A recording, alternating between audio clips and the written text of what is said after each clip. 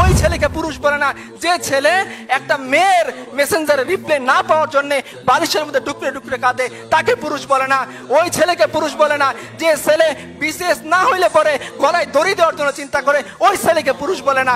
ওই ছেলেকে পুরুষ বলে না যে জওয়ানির মধ্যে জওয়ানি মিটানোর জন্য রাস্তা রাস্তায় দাঁড়িয়ে মেয়েদের সাথে ইফটিজিং করে, ওকে পুরুষ বলে না। আর বেটা তুমি যদি পুরুষ হও 4টা বিয়ে করো, মজ মাস্তি করো বউয়ের সাথে, কবিতা লেখো বউয়ের সাথে, পারলে দায়িত্ব নাও, নিয়ে দেখাও তোমার পুরুষত্বের পরিচয় কতখানি। পারলে দিনের দায়িত্ব নাও, নিয়ে দেখাও তোমার পুরুষত্বের পরিচয় কতখানি। পারলে উম্মার দায়িত্ব নাও, খালিদ ওয়ালিদ হও, আমরা তোমার ইমামতি মেনে নিব, দেখি তোমার পুরুষত্বের দায়িত্ব কতখানি। আর যদি না হয় তাহলে তোমার এই পুরুষত্বের প্যান পানি বন্ধ করো।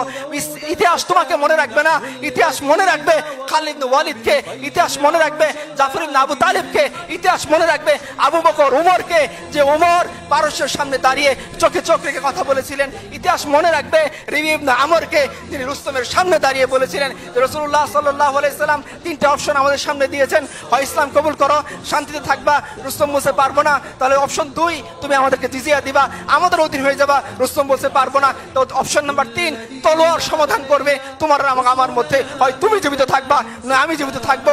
যদি এরকম হয় দেখি কে জো বাইডেনের সামনে দাঁড়িয়ে এরকম সাহসিকতা মুক্তি করতে পারেন, তবেই আপনারা বললেন যে আপনাদের উম্মারা পুরুষ। আমরা আমাদের উম্মার কথা বলতেছি, যারা জো বাইডেনের চেয়েও ক্ষমতাশীল দাপটশালী সভ্যতার সামনে দাঁড়িয়ে বলেছিলেন তলোয়ার তোমার এবং আমার মধ্যে সমাধান করবে। যদি এরকম না হয় তাহলে তোমরা অন্য কোনো পুরুষের উদাহরণ আমাদের কাছে এনো না।